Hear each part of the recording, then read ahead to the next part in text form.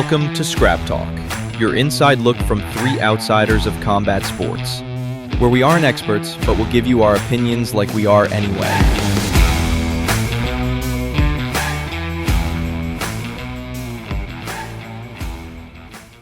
How's everybody doing? Welcome to another edition of Scrap Talk. This is Law, and I'm Derek, and we have a special guest. A special guest indeed. What's going on, boys? Scotty is back from a 6-week vacation. In the saddle. Everywhere he visited Abu Dhabi, Paris, Texas. Oh, yeah. Paris, Texas. Family really enjoyed it.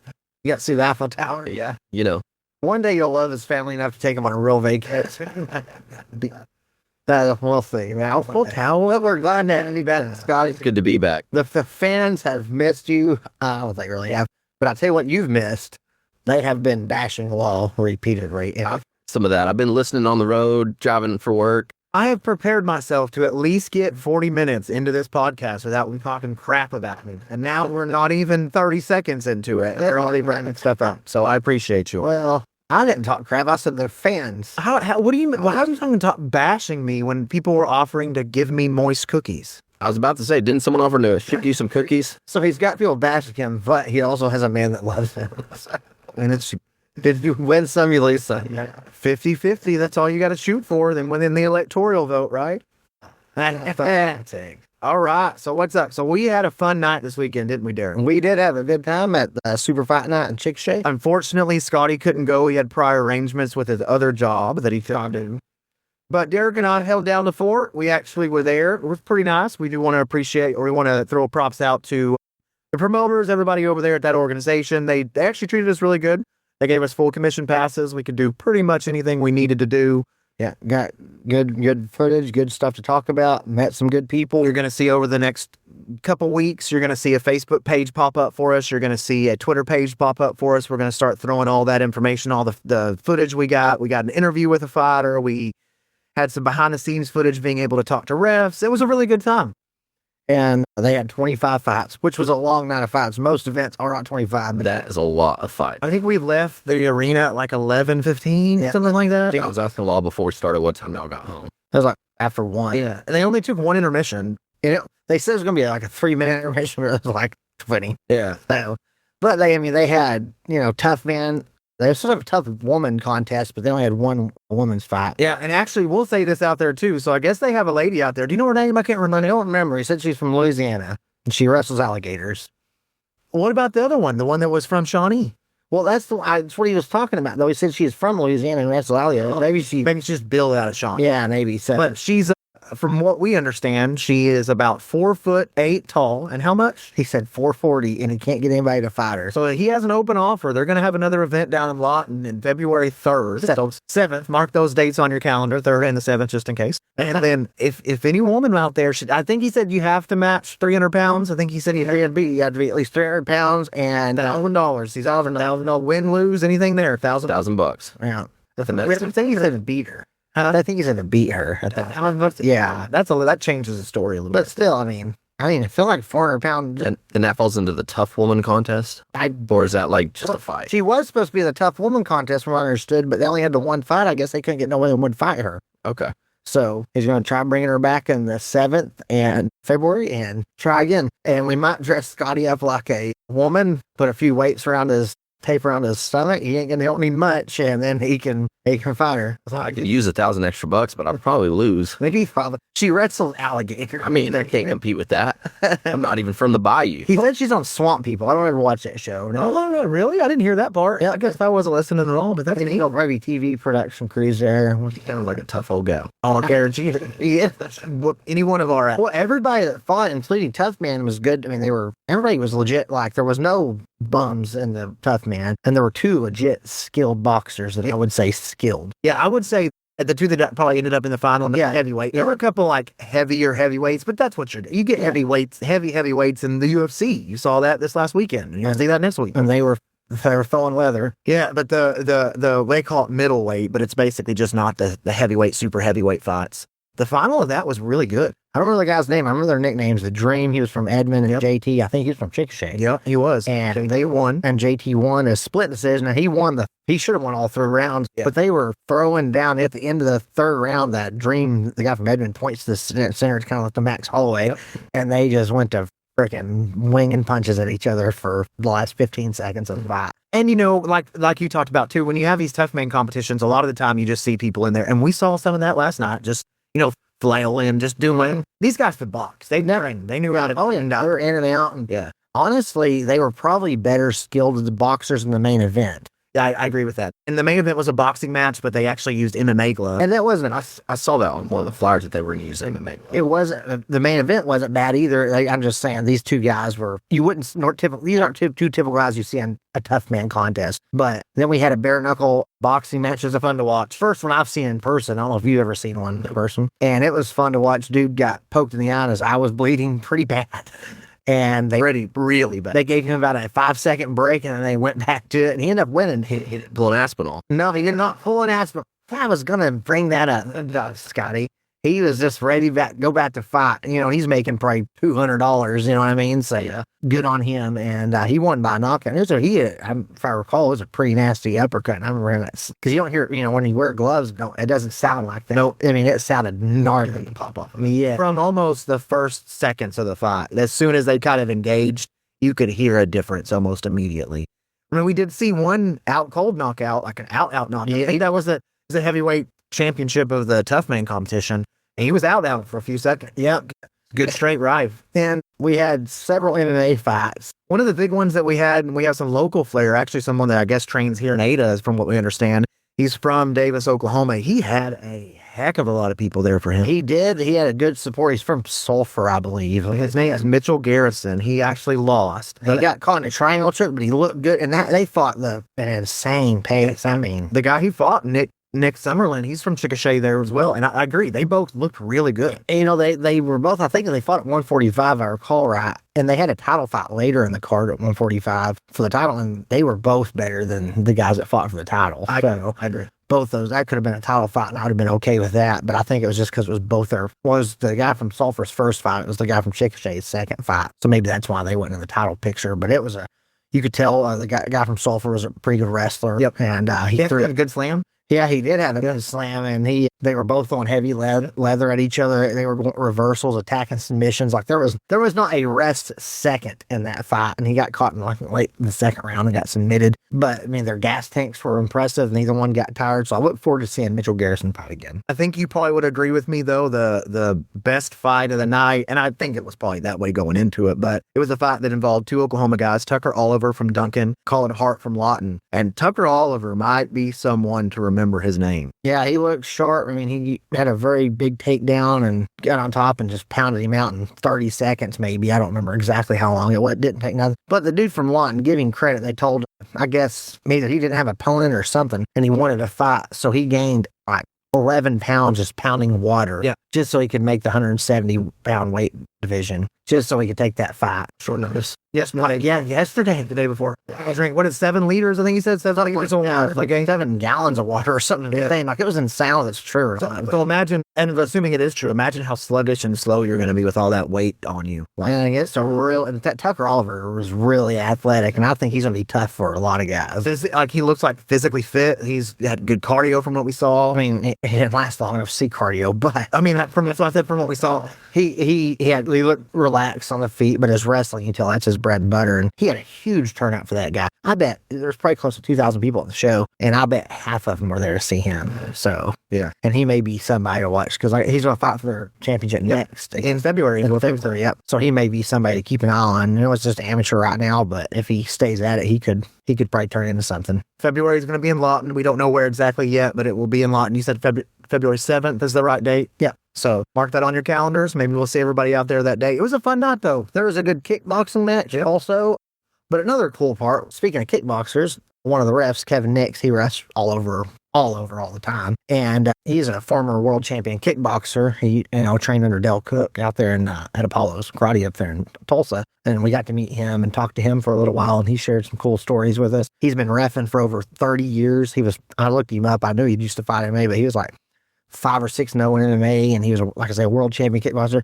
He beat Mikey Burnett, and I don't know Mikey Burnett, but he fought for a UFC title back in the day against Pat Miletich. Lost by split decision to Pat Miletich, and Kevin Nix submitted him in like 2 minutes. And he's a kickboxer, so if he's got grappling like that, he knows how to submit guys. Because Mikey Burnett was a Lions Den guy, so he knows submission for sure. So Kevin Nix submitted him. He's a world champion kickboxer, so it was pretty cool getting to meet him. And the other ref of the night was Anthony Macias, Mad Dog Macias. And I don't know if you guys know him, but he was a former UFC veteran, long-time fighter. And he also fought in Pride Fighting against Kazushi Sakuraba. And he fought in the UFC against Dan Severn. Like, I mean, that dude has if you look up his record sometime, he has a who's list. And he sat in a conversation with us for a little while. And he told us a story about when he fought Sakuraba. Pretty interesting. He talked about how he fought Sakuraba on 10 days' notice. And he talked to us. I don't know if y'all are familiar with me. Old Pride Fight. And the first round was a 10-minute round. He told us that first 10 minutes was forever long. Yeah, he said it 10 minutes. He said it was brutal, but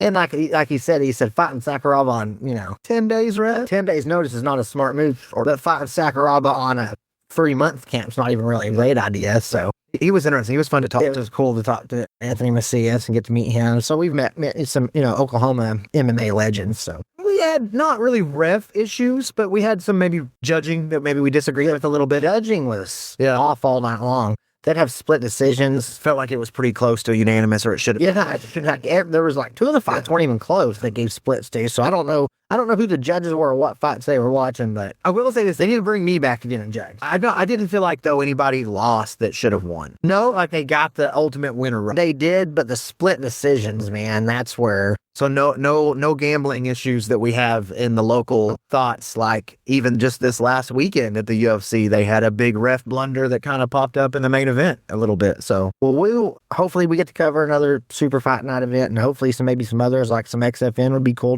That's Del Cook's organization, who I've mentioned before, been around since apparently the 70s. I told y'all the early 80s. Yeah, that's what. But it's been around since 1977 was their first event. So it would be cool to cover an XFN. And back in my day, they were called the XFL, but apparently he told us this. Also, that's that story. That's fine. The reason Dell had to change it from XFL is because he had been around it since the 70s, but he never trademarked the name. So when the XFL football organization came out, he had to change the name to XFN. So I thought that was pretty cool. That was pretty cool, I think. Moving on to, we had a UFC last night. Did we? There was. I watched one fight last night because I was tired when we got in. I looked up the results. Like, still running when y'all got in? No, I wouldn't watch. Oh, okay. Yeah, I got in like 1:30 in the morning. Yeah, it is over for sure. Yeah, it was way over. I tried to stay up and watch it so I could be, for our legions of fans.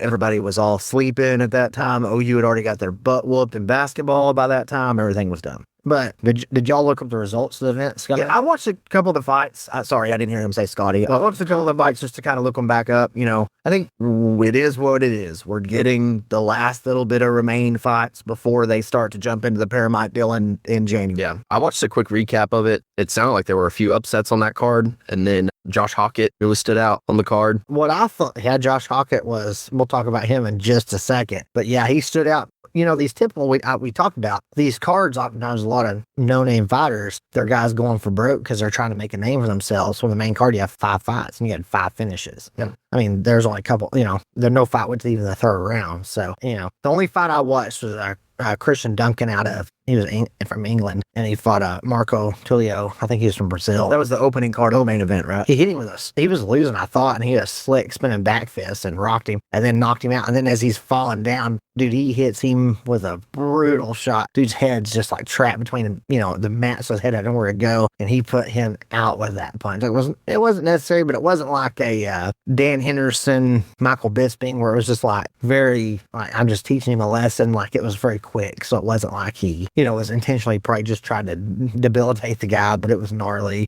Any other fights stand out to you? I mean, the main event, obviously, there was a ref blunder. I don't know if it was a ref blunder or not in that, but it looked like he got knocked down. The ref got on top of Randy Brown, looked at the situation. I guess he called it a little prematurely, probably, is what most people online. I don't think I can see that. Little question when it comes to that, but I mean, I don't know, and I don't really think there's a whole lot that's going to come from the card. Do you? Gabriel Bonfim is, his last win before last night was against Stephen Thompson, and he's, a ranked guy. He's like ranked 14th, so he can get a top 10 fight. He's 19-1 now. Yeah, that is true. I mean, and like Scotty did point out, maybe the person that made the best night that had the best night was Josh Hawkett, however you say his name. Prelim fighter, the heavyweight fighter. He's, what is he, 9-1, I think? But he was 7-0. 7-0. And really what he made the night for was not his, I mean, he won. He had a nice knockout. Yeah, early flick too. But what he said afterwards, I'm going to play what he actually said afterwards in the ring. The USA sound, the most profound, the boy toy, the lady's joy, the master of disaster, the true speaking pastor's pastor, the biggest arm, the most charm, the one that's gonna do all the harm. I'm more than meets the eye. I'm even sweeter than your grandma's homemade apple pie. And lastly, I'll leave you with this. I already stomped 2 Brazilians, and I'm looking for a third. Walter Walker, you absolutely suck. So he's got to win the night with something like Well, that. I mean, that was literally the Chael Sonnen from start to finish. And Shell did retweet it and gave him props on It it. said, so what was Shell's name? The American what? Gangster. The American Gangsters Reborn. Yeah, well, we already have the big gangster, so I don't know American gangster I back. thought it was a little interesting, though, who he called out. We talked about that last week, Derek, kind of looking at the heavyweight picture and seeing kind of what's going to happen next. So with that, like Hawkett, like one more fight, you think maybe he comes up and fights like a Derek Lewis, or how long until he gets into like a bigger name? It is his first UFC fight, and he did a good job publishing himself. Yeah. I'd like to see him fight some better guys even before he fought Walter Walker. Walter deserves to fight a top 10 guy. That dude's won 4 straight heel hooks. Mm-hmm. So But you've seen him like guys with big personalities. They might try to run him a little quicker. You absolutely see this fight next, the two of them. And to your point, Scotty, I think if Josh was to win that fight, which I don't know right now that I would pick him to win that fight, but if he was, I mean, you got to start looking at something at that point. Yeah. You know, like Derek and I talked last week. Imagine if he would have done this 4 years ago, 5 years ago. The heavyweight division seemed to be trash. There was maybe 1 or 2 at the very top. Something like this could catapult him into maybe even an automatic big fight. But now when you start looking at the heavyweight division, it's pretty deep. I mean, you get to 10 and 11 and they're actually really, really solid fighters. Whereas 5, 6 years ago, you got to 3 and 4 and you were kind of starting to struggle in situations. that is true. And now too, you had John Jones and Alex Pereira in that list. They're not in the heavyweight division already. If they're both going to cut, Jones will continue to fight, but add those 2 guys back to the mix since they're supposed to be fighting each other. I mean, the heavyweight division is just that much deeper with 2 of the best guys, around. So One other thing that stood out on that card was the first card on the prelims, that Zach Reese guy. He took the fight on very short notice, and he got the second round submission with the rear naked choke. I didn't. Yeah, he I think it was like less than a week's notice he took the fight. Good for him. Yeah. That's all. I always like seeing stories like that. Me too. Step in on real short notice and do something because it seldom pays off for them. So I understand why guys don't take that risk because it does so seldom pay off. But, when you get older, it makes for a cool story like Anthony Macias. It's like, I fought Sakuraba on 10 days notice. Mm-hmm. So, Guys, one of the good things about having to sit through the last 2 weeks of awful cards, and I don't really think there's any way to say that it's anything but that. But like Derek said, though, this card had some action. When you look at it, everything was a finish. The benefit, though, is this Saturday night, boys, we got a big one. And it's a big one for the first time in a while. 322, UFC 322, 2 title fights on the card. I mean, really, we were talking about it before we hit record today. From fight 3 on is arguably really, really good fights. I mean, when you start with Angela Hill versus Klein, from then on, it's pretty solid. People the whole way, people that have done. a lot always starts on the second fight on the early prelim. That's being a really good fight. Hey, I am all about finding those early prelim guys and girls. Here we go. Next name. Speaking of that, let's talk about that right now because I think it's easy. But the early prelim fight of the night that I'm going to pick is going to be Caldecaucus versus Gerald Mistrat. That shouldn't be an early prelim card. Only when you get a card like this is that going to be on the early prelims. Now, that's not a title fight. I'm not saying that. That's going to be a heck of a good fight. Well, this is Dawkins' second run in the UFC. Yes, it is. Do very well, and he kind of. Usually didn't do well, Derek, but every one of his fights were entertaining as all get out. That is true. So, he didn't look great in his original UFC run, but he was I think 1 or 2 and 4. But a lot of times you see when guys have their UFC run ends, their career kind of is over, right? They might fight once or twice after that elsewhere. He fought in Cage Fury and made his way back to the UFC, and he won his first fight back in the UFC against Michael Pereira by knockout. So that's pretty awesome. So yeah, you're right. That's probably Gerald Mistrat, he's a veteran in the league. He's coming off 3 losses, 37 wins, 20 losses. He's one of those just stalwarts. So again, I'm not saying this is going to be a title fight, something of that nature, but this is going to be for sure the best prelim fight and has a chance to be, outside fight of the night, knockout of the night, something of that nature. Yeah. It really could. I don't know about that. The Meerkat, is that his nickname? Yeah. That dude's fought in the UFC for a long time, and he's never, he's not even a gatekeeper per se. He's a gatekeeper to see if he deserves to be in the UFC. He's not a gatekeeper for like top 10 or title, but he's if you can get past him, you belong in the UFC. If you can't, you probably don't belong in the UFC. I know we're not picking this fight. I would pick him. You'd pick Meerkat? Yeah, but I think what makes this fight interesting is the possibility of Dukakis doing what he does and then having something crazy. Dukakis? I mean, isn't it Dacus? No, I think is it Dukakis? Kyle. How about that? Kyle, yeah. Green hair, pink hair. He's going to have some kind of crazy color hair. That's what he always had. But let's talk about the early or the prelim race or the early prelims, and we'll start from the second fight on it. We'll kind of go through and discuss the card, and then we'll make our predictions. Let's do it. And before we do, Scotty and Law both owe us a punishment. What do I owe? Punishment? You didn't get your picks in for the last one. No, I listened to that episode on the road, and I heard you claim that you said to send picks, but I went back through the transcript, and I never saw that text. You are full. Well, you might have been in freaking bum F nowhere. Oh, not only am now I'm going back through the transcript, I'm posting the transcript on social media, so let's think what it is. Oh, he's doing Derek. Don't get it wrong. He didn't forget to pick. He was 0-5. He just didn't pick. So he lost every single fight. So I think that means while I have to, go to Home Depot and parade myself around like all that, At this point, will it ever happen? I'm wondering. He told me last night, the next warm weekend we got. Well, guess what? Next weekend isn't going to be warm. no cold today. It's going to be super cold tomorrow here where we are. Well, next weekend it'll be like 80. I think we're good. I think you get the kid. Is it going to be that warm? Yeah, I just looked. That's us. So but you got to get the kicks from us. No, dude, I'm chicken legs over here. You break my leg. I'm 34. Okay, I can't take a leg kick. I have a strip. Yeah, but come on now. I have a surgically repaired leg. I can't pivot on it. I can't car right now. So now's the time to take it. I'd rather take a Be careful what you're about to say. It is being recorded. It is being recorded. well. Let's get back to the fight. So we got Nathaniel. No, I'd just say we were just watching those. What are the guys you sent us with the whips? Yeah, Marty. So was that a pro boxer that punched him in the stomach? Okay, I'd rather take one of those from you guys. Okay, but stomach shot. Okay. Well, then a leg kick? Yeah. Okay, kick me with your bum ankle. Okay. Can you do that? No, I can't. Oh, okay. But for this next one, I have a great idea. There's a judo school in town, and the loser has to go challenge either the biggest guy to a grappling match there, or take a throw from every single person in the gym. I was going to say the throw sounds better. Like not taking a throw, but like not a grappling match, but like a judo throw, something like that. At a judo club, or what'd you have in mind? Yeah, the judo school. Yeah, if you got to go take a throw. Ronda Rousey can do it. We can do it. I've taken throws from actually people in that gym, and it's not exactly fun. No, okay. it's not. That's right. Years ago, you went with me a few times. Yeah, I took my son there for a little bit. Yeah, that's right. You did. So we'll go have it, and the loser's got to get a throw, or I think if Law loses, he got to challenge the biggest guy to a grappling match. We'll record it and post it online. We'll figure out something. I don't get killed. We're breaking bone. now. Like Derek. Yeah. Well, we'll go now. Let's talk about the card. First early fight, which I know Law's pretty excited about. Aaron Blanchfield versus Tracy Cortez. I'm sure I've seen them fight. I can't tell you what they've done.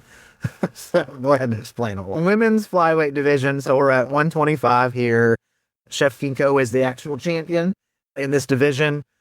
You know, she's going to be held up right now. She's in the main event or co-main event, obviously on the same card. And then there's already talk with her being who Kayla Harrison's going to fight at the White House card. So flyweight might get a little more interesting as far as the title coming up. Blake's going to fight Valentina Shevchenko. Shevchenko's going to fight Kayla Harrison? That's the talk. No way. Shevchenko's a Massive weight difference, right? Yeah. Yeah. So Kayla Harrison, she called out 3 people. She called out Amanda Nunes. She called out, I think maybe Ronda Rousey, and she called out Valentina. Harrison or Shevchenko did? Harrison. And Valentina's the only active fighter, and the other ones have been, retired for 6+ years.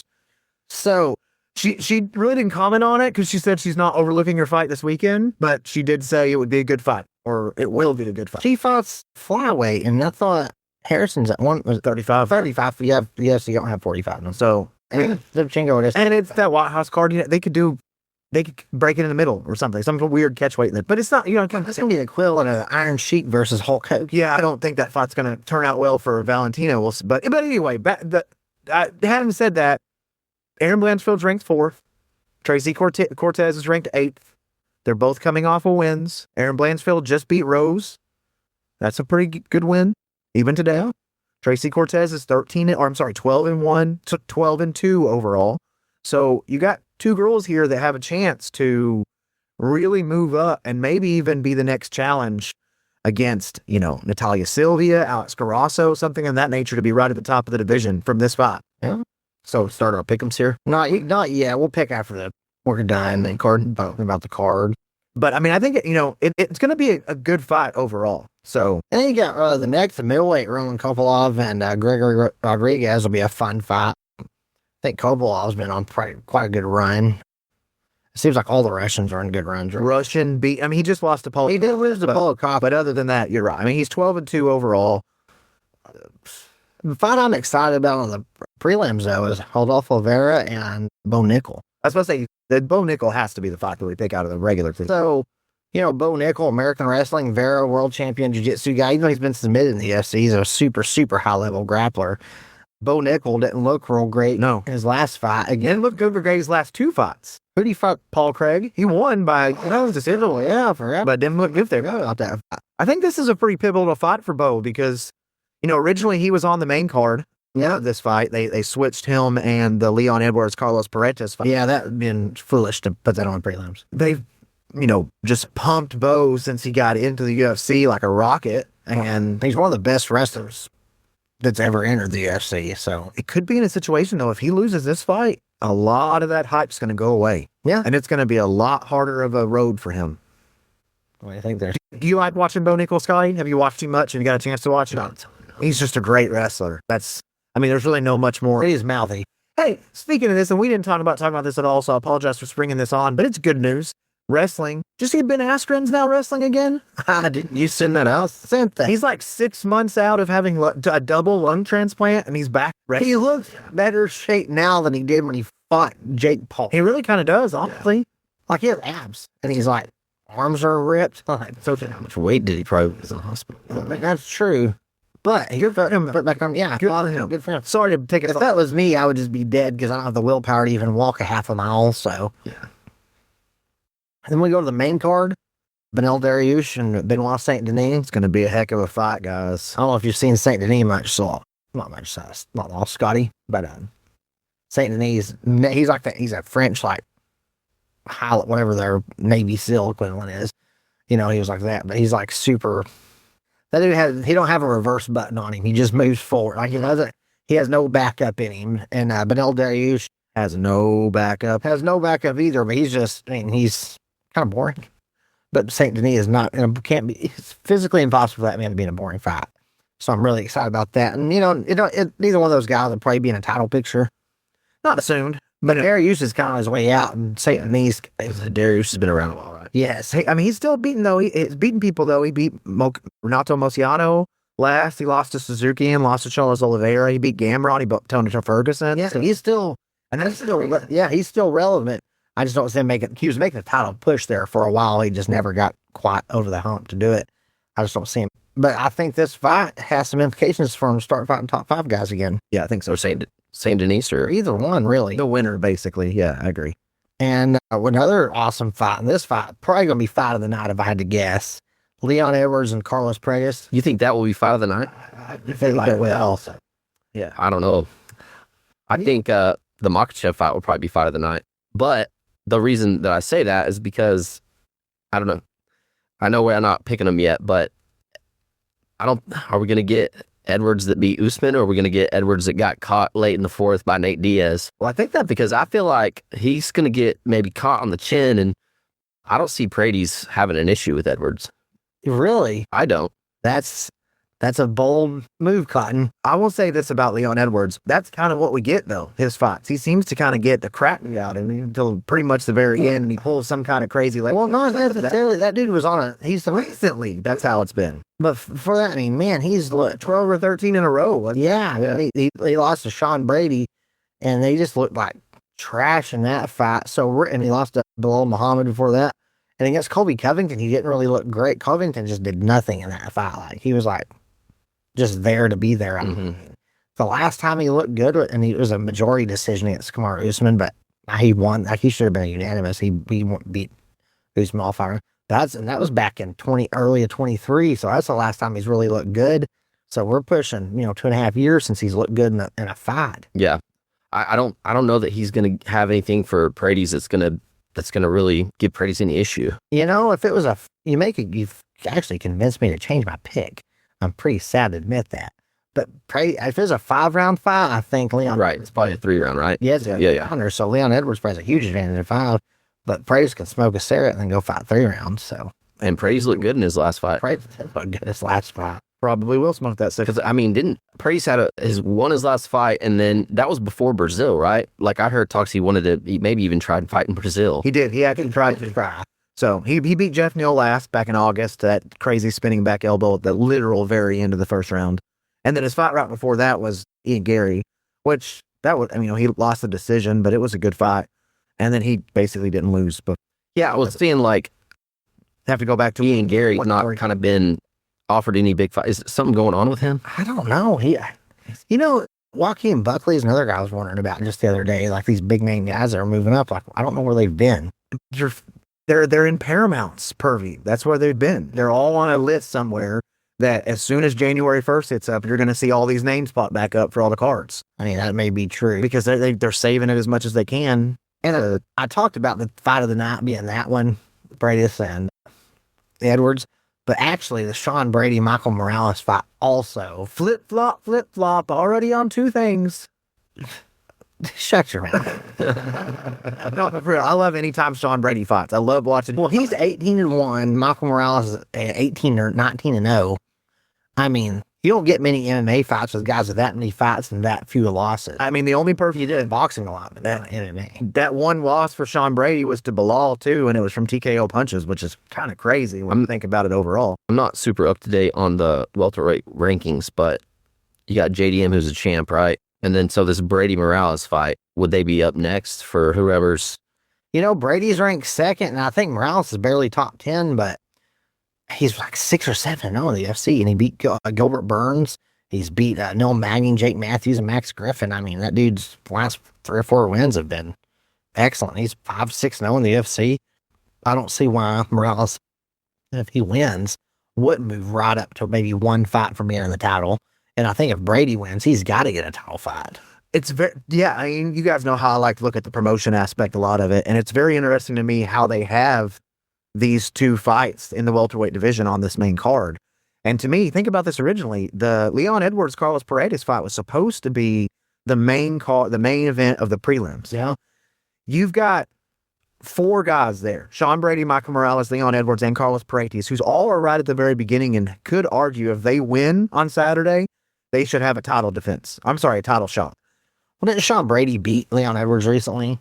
Look at what I'm talking about is, if you look at the placement of the card, Leon Edwards and Carlos Paredes is actually ahead. They're going to have the opportunity to call out the winner. Man, that's true. And get that momentum out there. I didn't really consider that. Yeah, that's a good point. So, man, I'm upset with both y'all. Y'all both made me say, "Oh, that's a good point" from both y'all. Usually I just laugh at y'all's commentary. So, let me get to work today, guys. Good preparation. We're gonna obviously pick the fight in a little bit, but let's ignore the championship fight, and let's just say we know who the welterweight champion is. Out of those 4 that we just listed, who would you want to have the next title fight? Probably Sean Brady. Okay, I think I would agree with that. I think it would be, for me, either Brady or Prates. Yeah, I'd say so. I'd agree to that. So what's going to happen now is they're going to win the fights, and we're going to get screwed in a situation. And we'll all fight each other. So is there anyone that could, like, say, hypothetically challenge JDM or Makhachev, and in the meantime, Paredes and Brady fight each other? I don't know. That maybe. I mean, I'm sure they could find someone, but I don't know. That's a good question. I don't know that card, like you said, as, or not that card, but that weight class. Well, let's see here. I'll look it up. Yeah, because you got. Is it Bilal? I forgot. I mean, I know. He doesn't have a fight right now either, I does think as boring as the day as long. he? Yeah, but he wins. Guess Bilal, Sean Brady. Gilbert Burns. Burns has lost 72 fights in a row. I don't think he's a relevant. And depending on what's going on with Ian Gary, too. And Buckley, also. About is he at 185 or maybe? Oh, he only won 70 Rockmanoff. No, he's welterweight. Where's that dude been? He's like 19-0 and like 8-9 in the UFC. He's ranked number 3 right now in welterweight. When's the last time he fought? Somebody tell me that. He fought Gary, and he won. Yeah. And he hasn't fought since. That was December of last year. Yes. Huh. As I was saying, he's been off and I haven't heard his name mentioned. I haven't heard nothing about him. He's like 10-0 in the UFC or something stupid. So I don't get it. It's going to be interesting. I mean, obviously, I don't know that I would pick.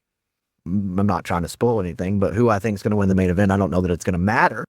Have you seen Rockmanoff? I'd pick that dude almost against anybody. He didn't look good against Gary, but he also was supposedly like sicker than a dog and like had a hard weight cut and still beat Ian Gary. So if you can beat Ian Gary, sick and weak and pathetic feeling, you're probably. I mean, he has had zero trouble with anybody else. I mean, it's interesting. That's definitely the card that, or the weight class that they're pushing in this. Yeah. Co-main event, women's flyweight championship, Valentina versus Wei Lang. You know, Valentina is extremely technical and extremely fun to watch fight. And Zhang Wiley, or however you pronounce it, is also extremely technical and really fun to watch fight. Not a huge women's MMA fan, as everybody. You've established that? We've established. I look forward to this fight because they are both very technical, very strong fighters. They're not, you see a lot of women's fights. They do like the schoolyard headlock takedown. And these aren't the type of women that do that. I mean, their striking are both as good as anybody's. Their grappling is as good as anybody's. They're both, really strong.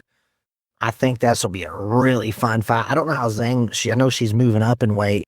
I don't know how that's going to affect her because she's not a very big girl. Yeah, she looks big, man. I saw some videos from her last week, kind of showing her physique out. She looks big. But Valentina's not very big. Nope, never has been. No. I saw something very interesting about Valentina this weekend. She started her career professionally when she was 15 years old. And like, if you look at the list of who she started fighting before, the Diaz, I mean, it's crazy who she's lasted longer, longevity-wise in the sport. Yeah, she's been around forever. Yeah. She's been in the UFC forever. She's one of the best female fighters of all time. And she has some great knockouts. She's fun to watch fight. I think it's going to be interesting to see, can she knock her out this?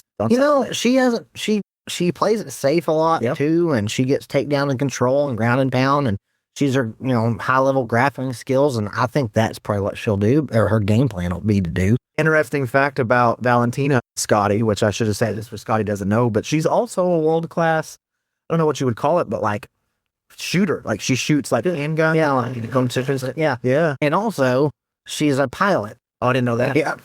Yeah, like the last UFC or the one before that, they talked about all these different, they said she speaks like 10 languages. They said she's a pilot. They said she's a marksman and does gun shooting. She's like, I guess I got a Glock tattooed on her arm even. Oh, wow. I don't know. She's like, what else they say? They had a list, all kinds of, and it only led me to one thing. She is like a Russian spy.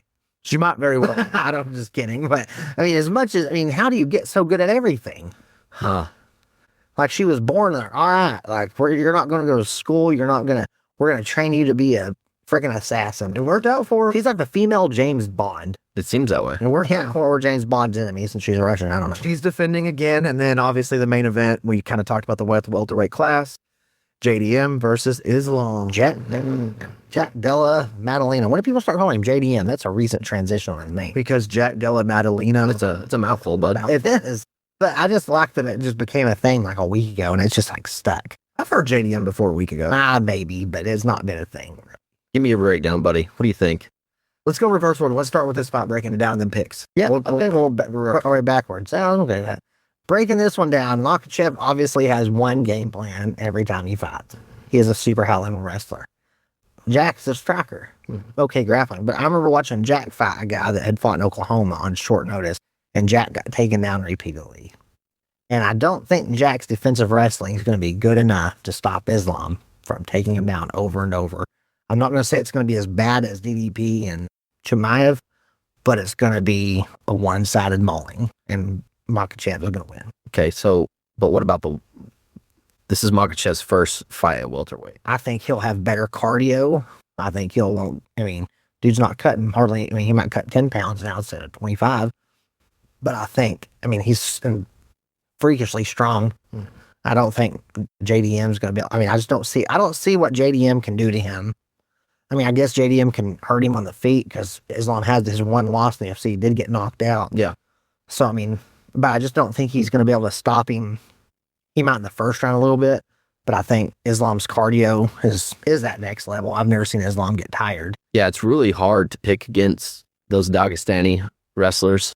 Fallon's never pick against him again, I guess. But, every even the little bit of success that Dustin had in the fight with Islam, with some of the body shots he was getting on him, and I think he even got like a nasty elbow on Makhachev, but JDM being a bigger guy, I kind of wonder if he can have good defense against his takedowns, if he might have some success striking. And I don't know, like maybe we won't see the Islam dominance in the welterweight division. Let me give you some stats. So JDM has been in the UFC for 8 total fights. Out of those 8 fights, 6 of those 8, he's won performance of the night or fight of the night because of something he's done. He has TKO punches. He has 1 submission. He has a KO. He has obviously done everything since he's been. I'll tell you what he does have. 2 split decision wins and 1 over a guy that took a fight on like 2 days notice. Well, and I'm getting there. He's also fought Bilal, Gilbert Burns, Kevin Hollins, Basal Hafez, Randy Brown, Danny Roderick. Okay. He fought a washed Burns. So out of those names, he has 1 good win in the UFC. So out of those names that I just listed, the only one that I think has a really world-class grappling ground game is Bilal, and he won. But he's not going to win against Islam. Yeah, I was about to say, Islam, if you're comparing Bilal's wrestling to Islam, it's completely different. Islam's level of takedown, Islam's level of control, it's going to be completely different. And I agree with you, Derek. I think we're going to see what most are going to think is a long, boring fight, but I think it's going to be total domination by it. I think So there's your pick. That's my close, yeah. I think the first round will be close. JDM might even get the first round, maybe even the second, but his cardio is not going to be able to hold up. Really, the only way he's going to win is if he gets some sort of shot, which the one time Islam has lost was a KO. He got knocked out. Yeah. In the UFC. It's really tough for me to pick against you guys because I think that Islam probably is going to get in there and does what he does. However, I'm going to pick JDM to come in there and maybe have some answers for Islam, and I think JDM's going to get the win. Wow. All right. Okay. I don't think the weight's going to be that. JDM is one of the worst champions we've had in the UFC in a very long time. And not saying Dave May was a bad fighter, but Dave May wasn't a champion, in my opinion, type guy. But he was a 185 champion back then. This predates y'all's UFC time, but I think he's equivalent of Dave Monet. I think he's a good fighter. I don't think he's a champion. So we'll see Saturday night. I'm excited about that one. That'll be a good one. I think we're about to see the Islam reign, and it's going to be a long one. Well, Scotty, let's get your pick first on the next one. I'm going to go Zhang by split decision. Ooh, boy, we got some differences already. Okay. But I'm sorry, I cut you off. You say split decision. Okay. I'm going to just write that down because you were very matter of fact and like, you think it's going to be a close fight. You think she's going to win. If she wins a split decision, I'll say you don't have to take those punches this time. I mean, now that you say that, Shevchenko's probably more likely to get a split, but maybe Zhang will get there and be very convincing. All right. So looking at Valentina, the only time she's lost in really forever, 2017, was on UFC 285. She lost to Alex Grasso to a face crank. She also controlled that entire fight. The entire fight. The only way I think Zhang can win is if she wins a decision. I don't see her knocking Valentina out. I don't see her getting a TKO. I don't sure as heck see her getting a submission. I just don't think, I think the road for Valentina is so much easier and will probably end up getting probably a unanimous decision for Valentina. That's almost exactly how I see it. And she'll just pick it apart. I think she'll pick her apart of the feet a little bit because she's so controlled, but I think she's going to be stronger than Zhang, and I think he's going to get a lot of takedowns and a lot of ground control time. That's what a lot of people don't realize about Valentina is, most of her highlights, like we talked about, are, of the striking variety, whether it be her punches or her kicks. She's really good at taking people down and defending it. Well, remember, Jessica Andrade, it was like, at the time when they fought, was like, I mean, Jessica's a huge female and a really good wrestler. And Valentina took her down over and over and did not get taken down one time. So I picked Valentina as well. I think she'll win. So I think we'll have one new and we'll have Ann Still for one fight. And all right, next pick, Sean Brady, Michael Morales. That is a tough fight to pick. That's a good fight. That is a good fight. That is a coin flip. Yeah, I think so. I mean, I think that's just a coin flip. And I'm going Sean Brady just on the fact that he's got a lot more riding on Morales. Because if Brady wins, he's probably getting a title fight next. And if Morales wins, he's still got another fight or two to get to a title fight. And I just think Brady's at that point where he's in the championship picture and he's ready to be there. And I think he's the type of guy that could be a champion. I don't think he'd beat Islam, but he could beat JDM. But I will go Sean Brady on that pick. I think for the same reasons I'm Brady. Morales coming off of back-to-back first-round TKOs, both winning performance of the night. Honestly, he can throw some punches. I don't think that's going to happen. I mean, it's going to be Sean Brady. I could see this being more of a disappointing fight than we think it could be. It could be more of a decision where Sean Brady kind of just dominates, but I would definitely pick Sean Brady. All right. Well, who do you got on the Prates? Leon Edwards. So I like watching Leon Edwards fight. I like most people that are from England in that situation. It's not his time anymore. His time closed. He had every fight in the world. The UFC probably arguably didn't give him a title fight early enough, but I don't think that he's going to have many answers for Prates. And I think maybe even this could be some sort of first round KO, this could be your performance in the night. Bold pick. I think so. Prediction. I think so. I'm going Brady's. I think the way Leon has to win is something strange, and I just don't think that'll happen. So the road to victory, Prates has more tools to win. I believe so, yes. And Leon Edwards is, I think, a bigger, stronger guy, but I don't think they're going to be striking. And I think Prates is quite a bit faster than Leon. Leon hadn't looked good in a while, so I'm picking Leon. It won't surprise me if Leon wins. Like he's going to have to recap some what he used to do, not what he's been. Right. That makes sense. So I'll take Prates too. Benel Dariush versus Benoit Saint Denis. Scotty, what do you got on this one? I'm going to go St. Benice. What for? Just cause? Yeah, I guess just because. I mean, hearing some of you guys' breakdown on it, I mean, I think St. Benice is probably going to get it done. But yeah, we'll see. What do you guys got?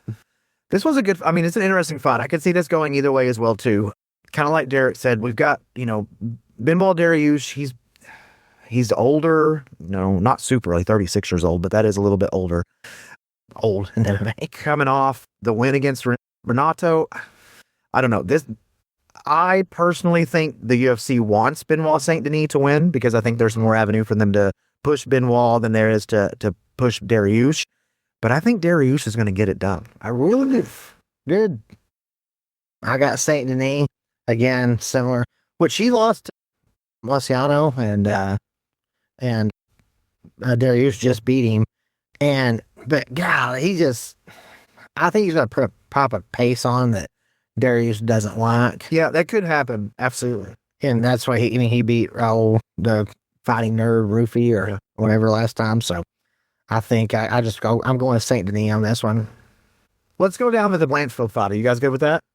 Yeah. Are we good to do that? So Bo Nickel versus Vieira. How do we think this fight plans out? Rodolfo Vieira is a big jacked Brazilian with very good jiu-jitsu skills. We talked about Bo Nickel hasn't looked real great his last couple fights. But I think Bo Nickel realizes, I'm sure he's worked really, really hard and Rodolfo is not a striker, and he also gasses out really bad. I think Bo Nickel and the UFC realize what's at stake for Bo Nickel on this one. So they're giving him a fight that is more tailor-made for him. Rodolfo's not taking him down. Rodolfo's probably not going to catch a submission on him. And, I think Bo Nickel wins. Probably either late TKO from gas getting on top of him and punching him out and stoppage, or a pretty easy unanimous decision. So I got Bo Nickel. So I think Bo Nickel's going to dominate this. I think kind of like what you said, and it kind of scares me that you looked at some of my notes beforehand. I think this is one of those situations where Bo Nickel knows that he's got to do something to maintain where he was. You know, the talk before this card was Bo Nickel saying that he would never fight on a prelim before. And we know it was originally listed on the main card, and now he talks about being able to fight on a prelim. So I think he knows that he's got to do something to maintain and save his career at the level that he wants. I think we're going to see a first round, maybe TKO. I think he's going to take him down. He's going to dominate, get on top, and just kind of wail on him. Derek probably wouldn't. I don't think Derek even took notes. But this would be one where I would call Derek and out of the blue, and he'd give that exact answer. So I'll just take y'all's advice, and I'll go Bo Nickel as well. All right. So what do we think about Kopylov versus Rodriguez? I don't know a whole lot about Rodriguez. I know he's a pretty solid guy, but he's been, I don't know, he seems older. I don't know if he is. He just maybe seems that way to me. I know he beat Jack Hermanson, and he's won. He's 33. Okay, well, he's not as old as I thought he was. He's won 4 of his last 5. I know that. Kopylov, those Russians are hard to bet against. And I know he lost his last fight against Paulo Costa, but he's looked pretty sharp before that. And God, it's just a really tough fight to pick. I'll probably go with Kopylov on that one myself. Ditto.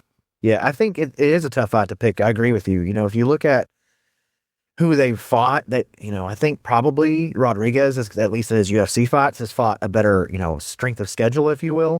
But I think Kopylov wins the fight as well, too. This could be a first round KO as well. Aaron Blanchfield versus Tracy Cortez. You know we got to start with Derek. Yeah, I was gonna say we'll start with me. I'm the expert on female mixed martial arts. I got 2 questions. Who wins? And then do they get a title shot after that? I mean, I don't know anybody else in the flyweight division other than Shevchenko and Zhang Weili, so I'm gonna say yes, title fight.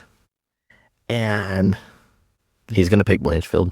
I'm gonna pick Blanchfield. I don't know why. I don't have a reason. Scotty? Yeah, Blanchfield. Ooh, I'm going to go against you guys. I'm going to pick Tracy Cortez. And I'm going to go out on a limb, and we can see if I'm right about this. I think she will get a title defense, but I think she'll get a title defense because Valentina's going to relinquish the belt to fight Kayla Harrison, and it'll be one of those top fights. Interim. Well, what's her reason for picking Cortez? Because I have no reason to pick Blanchfield. I had no idea. I'm looking up their records. It's seriously all I've done right now. Yeah, so Tracy Cortez is 12-2. She lost to Rose back in 2024 by unanimous decision. She's a decision queen. That's what she does. In fact, 1, 2, 3, 4, 5, 6, 7, 8. She hasn't had anything other than a decision in 2018. You look, I bet 80% of women's MMA fights in the UFC go to decision. You're probably right about that, I would say. I think her wrestling is going to be able to kind of control the game a little bit in this fight. I think, at least looks a little bit bigger than Aaron Blanchfield. I think she's going to kind of be able to control the fight. I'll be honest with you. If you brought them, this is how little my pick means in this fight.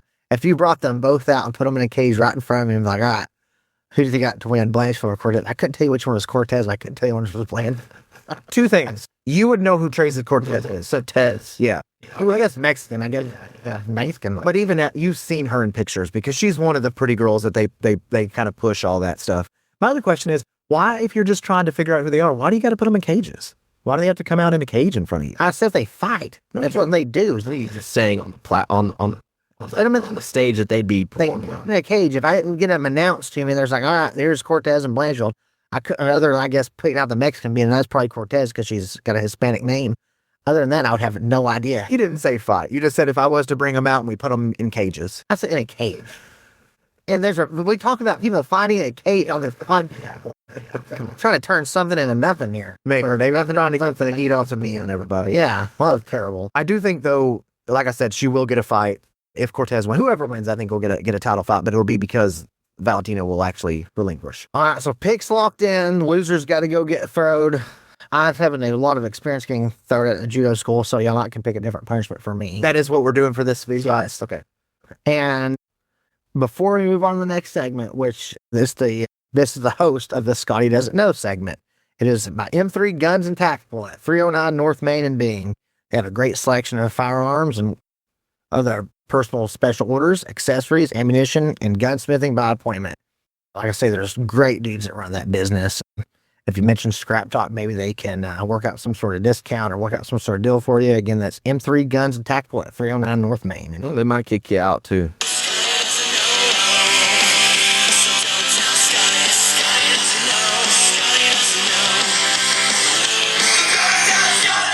All right, let's do some Scotty doesn't know questions and see how we get with these. All right, hit me, boys. We're gonna go 2 apiece. Is that right, Derek? a piece. And again, since we haven't got to play it in 4 weeks because Scotty hasn't been Can be had the time for our loyal listeners. that can be the new segment. It's just either Scotty doesn't know or Scotty isn't here. We get to play Scotty isn't here. Where in the world is he? Yeah, we're there you go. So Scotty, back. Could always phone in too, guys. You could be. You don't have time. You don't even respond to texts from Respond to text. like once every 6 weeks. Oh, come on. All right, Scotty. Back in February 7th of 1997, this individual. 97 long. Just listen. This individual defeated Dan Severn at UFC 12 to win the first initial UFC heavyweight championship. Can I say something real quick? That was my first question as well. I'm still not gonna remember. The one you were looking up? No. That's funny. We didn't talk either. We didn't talk. No, not at all. I don't remember. Just take a guess. Who do you think the first ever UFC heavyweight champion was? I don't even have a guess. Try to guess. We talked about him very brief, not much, but very, very briefly. When we talked about Mark Kerr, he came up a lot. Coleman? Yeah. Oh, yes. That's not so. And real quick, Law has now had Scotty get 2 of his questions correct. But Law every time's like, no, but dude, here's more information. Until he feeds you the legit answer so it doesn't count. Not know that. Scotty is wrong. I'm going to tell you realize you just screwed yourself because you told me that you were going to ask the exact same. No, he said he asked it before, I think. No. That's what he said. Yeah, so we wouldn't. Both been right. No, I didn't, because I had changed my question now. And number 2, I did, if I would ask another question, I would just be like, well, how you don't know? Scotty doesn't know. Like the game's friggin' supposed to be played, not trying to spoon feed the friggin' answer. Hey, you both have your own approaches, okay? Yeah, Law. I got that right. No, you didn't. And I mean, I'm got 2 picks so far correct from Law and 0 from you. Because Law spoon feeds you the answer like you're mentally handicapped. Okay, I won't spoon feed you this one. I'll go ahead and go with the next one, okay? I gotta ask mine though, because I have to have time to think of a second question now. All right, Scotty's a big Conor McGregor fan. Okay. So Conor's first big fight in the UFC was his second fight in the UFC. Who was that against? His second fight? Yes. He's a big name. You might know him. He's been a champion. You can hear some more. He's won the BMF belt. Oh, okay. Well, so you're taking Law's approach They that won't take it. There's been like 3 one Max Holloway. Max Holloway, Scotty. Oh, that. See, it doesn't work when you do it like that. Scotty doesn't know that one. It would have absolutely worked if you would have just went with it. It would have. All right, need me to go now? Is that right? Yes. All right, I'm going to stick on the heavyweight theme, and the reason we're sticking on the heavyweight theme is to kind of give a little tease here. Our deep dive this week is going to be a deep dive into the history of the UFC Heavyweight Championship. So that's kind of why I asked you the first question. Here's my next on the heavyweight topic. February 5th, 2025. I'm sorry, 2005, not 225. This individual became the first ever non-American, not named Boss Rutan, to win the UFC Heavyweight Championship. He is still fighting to this day, and there are rumors that he may even fight Jake Paul in December. They gonna feed him some more? Go ahead. I don't know this one. Keep feeding him. No, hang on. Law's got his approach. Keep giving him food. Give me a couple more tosses, soft tosses. So Scotty doesn't know, but I will give you a hint that probably will tell you. He's most known for his mouthpiece looking like he has 2 giant fangs on him. I still don't know. No, Ray Orlovsky. no, I wouldn't have known it. So Boss Rutan was the first non-American heavyweight champion in 1999, but after him, Andrei Arlovsky was the next one. It was not American. I appreciate those couple extra tosses, Law, even though Derek's being really hateful. Listen to our deep dive, and you'll learn even more. He's going to say deep dish. Law was thinking about pizza. I am hungry. I haven't eaten all day, actually. Uh-oh. Well, Law's got a roast on. It smells wonderful. Did you smell it coming in? I did not. Are you okay?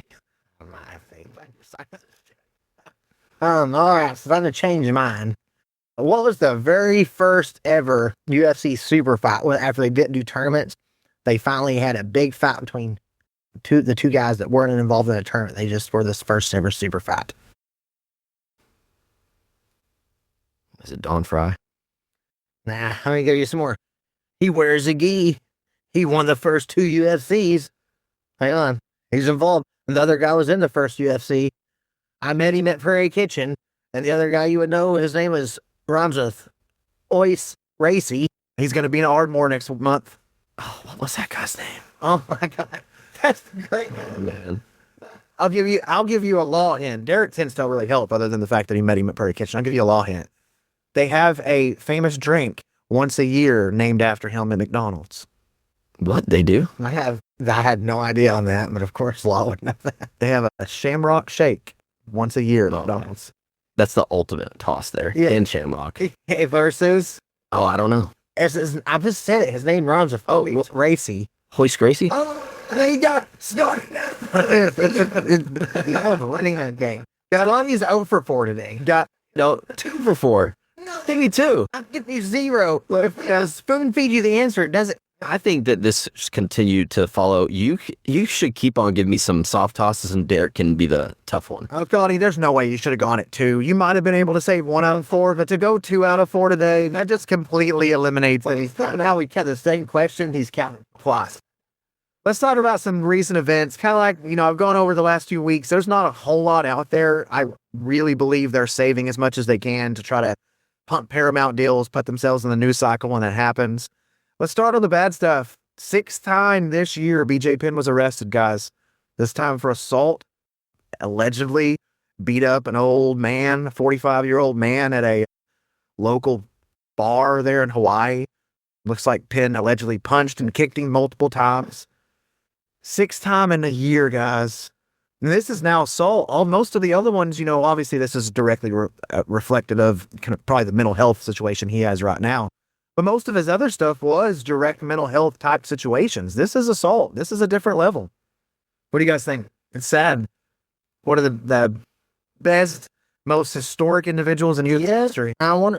You can kind of blame CTE probably a little bit, or you can blame dope use for alcohol. He's a little bit of everything right now.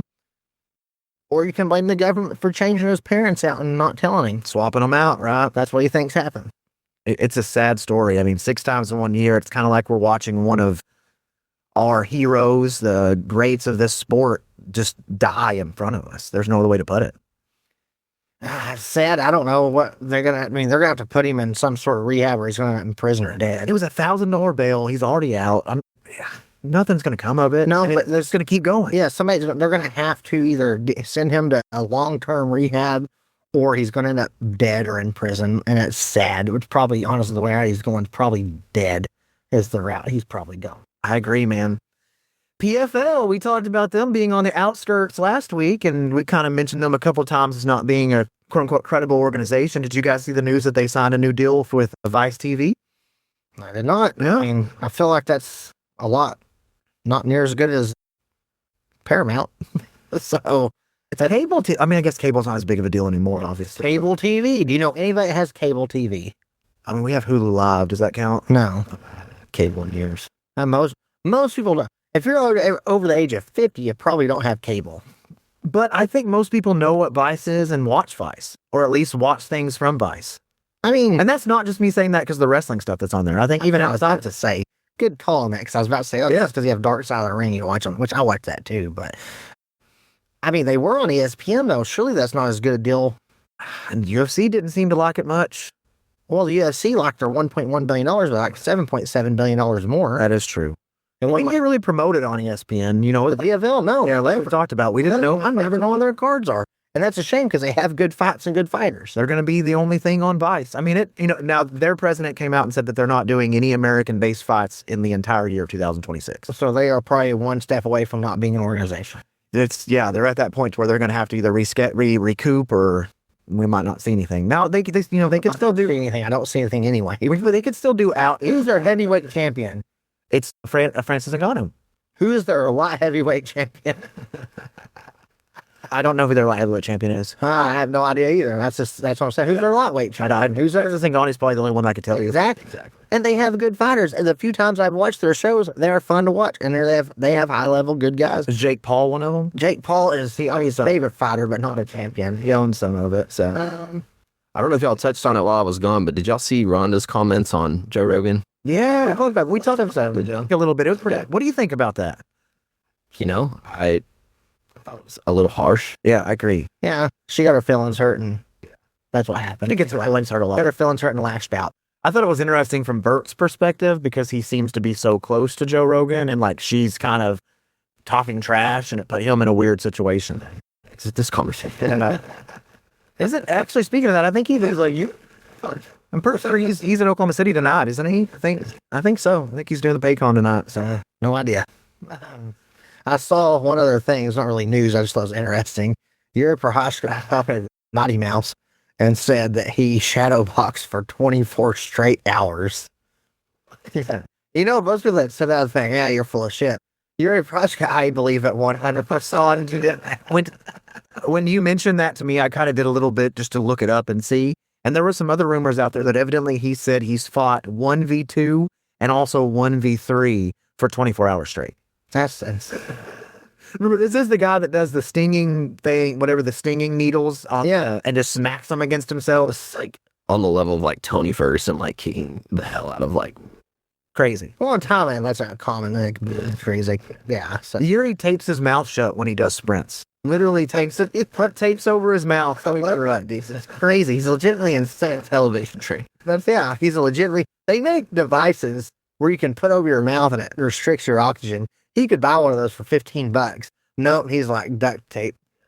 Those Bane-looking masks. Oh, so funny. Yeah. Well, guys, we're running a little late, so we might have to wrap it up. Nope. Don't forget our fan mail. Our fan mail. Jump right over that one. He tried last week, too, and we're never going to do that. So, our loyal listeners that send us fan mail, not going to happen. So, for an update for everyone, I did mention that I need help on, coaching girls basketball. My team lost 32-0 this weekend. Well, they don't want to listen to you. The same reason no one else would. Let's tell you. All right, we have our questions from our loyal listeners. Law's been trying to skate over. And almost worked. Almost. Our first one is from our old friend, Jeet Coon Joe. And this one's directed straight to you, Law. Oh, great. It says, trivia question for the Law Dog. Which fighter holds the record for the most title defenses in the UFC, and how many successful defenses is that? Just generally speaking. Looking it up for you don't know. No, I'm at just generally speaking, like any division, any weight class, ever. Yes. And he said who it was. And I'm just doing the. Yeah. Who is it and how many? Is it John Jones in 12? No. What is it? Anderson Silva in 16. Oh, okay. And the fresh part 2 of the question is, what MLB dynasty has won 3 of the last 6 World Series? MLB dynasty that has won 3 of the last 6 World Series. Well, one of them didn't count because it was a shortened season and they weren't playing in front anymore. Would have it counted if the Giants won? Yeah, 100%. Okay. The rival of the team that won 3 and 5 years in the early 2000s. Okay, we're talking about recent now. The last 6 years. The team that the answer to the question is they are the main rival to the. Go ahead and say it so Jeet can joke and he can hear your answer and we can move on. The Los Angeles Dodgers. Oh, the Los Angeles Dodgers. Okay. The next email we received, and we got this early last week, and I will share further later. This is from our old pal, Gary Miller. So this is Law's friend from Illinois. And I haven't sent this one to the Law yet, so this will be his first. Oh, fantastic. Love hearing that. Let's direct it straight to you as well. When are you guys going to do something to get people engaged? I'm the only one that had people he hasn't engaged with you, all right. He said, Law. It's complimentary to you. Your talking points were excellent, and I enjoyed listening to your show. Your top heavyweight choices exceeded Derek's, and he always spells my name wrong. He said, I am from the land of Lincoln, Law. You remind me of Abraham Lincoln. Why is that funny? I don't understand. What's that not funny? Your wisdom and choice words are very educated, and it sets you apart. I've not received your address, but I'm willing to make enough cookies for Derek and Scotty. If someone will send me an address, I'm willing to. I just want to apologize to everyone for the lack of audio quality and Derek not being able to speak. I could overnight the cookies. I would make a sheet cake, but I don't think it would hold together in the mail. Well, don't listen to them about your hair. You can be you, and that's just fine. Don't fret over it. You are special. Signed, Gary Miller. Gary, thank you. Thank you, Gary. One day we'll meet. Is that it? We're done, guys? We have the Catch Wrestling Corner. Oh, more. All right. This is from the Catch Wrestling Gracie Hunter. We'll go ahead and play that for y'all. I haven't listened to it yet, so I hope y'all to cut it out. This week's episode of Cat's Corner, everyone's favorite part of the podcast. I have discovered Law's profession. I have searched and looked, and I tell you what, I figured out what Law does for his profession, and I'm going to share it. Law is a far left leaning college professor. And if he's not, he probably wants to be. He's probably got an application in out there somewhere, and somebody filled it out for him. Because that's just how it works. Now, Law, I give you a hard time, but I'm telling you right now, this Gary guy's a weirdo. He's wanting to send you cookies that are moist. Don't eat them. But if you can't resist, go to the feed store and get you a tube of ivermectin and take it right after. It'll cure most things that ail you. Now, Gary, don't be sending Law no cookies. That's weird. You're kind of stalker guy. I don't know. You just need to leave him alone. But if you want to send him something, send him some dumbbells so he can do some curls and make his arms bigger. Have you seen him on the TV? He needs to do some arm working outs. All right. Deep dive. This is a great idea. This will get listeners up. You need to do a deep dive on Frank Dukes from the documentary Bloodsport in the mid-90s. He fought in the Kumite, underground secret fighting society that predates the UFC and NHB. You need to do a deep dive on that. Now, here's a big ask from the Catch Wrestling Corners to our viewers. Share this podcast. Share it on social media. Share it on Facebook. Share it wherever. Share it with your friends. Get them to listen to it. Our viewers and downloads are on the rise, but we still have people that we need to reach. If you like this podcast, just share it. And see if your friends will share it. Here's the thing. Law has agreed. If we get over 1,000 downloads on an episode, he will begin training for an MMA fight, and Derek will train him. Now, here's the thing. He will take on none other than myself in an NHB fight.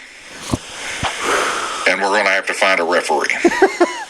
But it won't matter because it won't last long. But if you want to see Law take me on in an MMA fight, we're going to have 1,000 downloads. Until next time. All right, our podcast.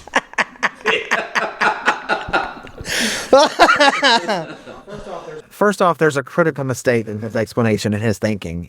My left-wing, professor aspect, if that's the case, there's no way I'm going to go anywhere near ivermectin. There's no way. So, and in the middle of that, what I was going to suggest until he threatened me, any physical harm, he asked me to fight him. That's a threat. That's just far left extinction. It's far left. Well, now listen, guys. we're now connected with some local promoters. I know an event that's going to happen February 7th in Lawton, Oklahoma. I think we should look at Gary Miller coming and defending my honor, and he can fight. What do you think about that, Gary? I'll drop $250 down on it if the two of them want to fight in Lawton. So are you scared? What is that in Game of Thrones that they call Closer to Gary Miller than I would trial by combat? You get to select your entrant. I select Gary Miller. work that way. So if we get 1,000 viewers, I'll go ahead and say it. Law will fight you, Mr. Catch Wrestler. We don't even get to use.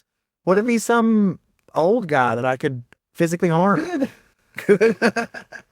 You care. Or if he's a really good fighter. I don't know. That would be better. Oh, man. Oh, that made my night. So, We could all tell. we all tell. Big, oh, man. And that's the greatest email from Gary Miller. Well, guess what? So, I will say this. I sent the not Law's physical address, but a P.O. box. I appreciate that. I did send him a P.O. box address to see if he would actually nail cookies. And if he does, I'm going to say it now, Gary. If you do send cookies, we will all three eat them. Oh, and record it. And we will record it. Speak for yourself. I don't know about that one. Hey, that'll be fine as long as it's not a sheet cake, because that will hold together. I'll hand down to the Tractor Supply and get that ivermectin ready. All right, everybody. In all fun and seriousness, this Thursday, come check our podcast out. We're going to have a deep dive on the heavyweight title history of the UFC. This will drop on Monday. You're going to hear this tomorrow. Have a good time watching the next UFC this weekend. Share, like, comment, watch, subscribe, any of those names or words that you're supposed to do. Help get us out there, guys. Yep, thank you. And like we're doing better. We're in the top every week, 20 to 25% now in downloads. Let's keep moving up. And hopefully Scotty will grace you with his presence again next week. And until next time, I'm Derek. I'm Scott. And I'm Law, and Scotty knew.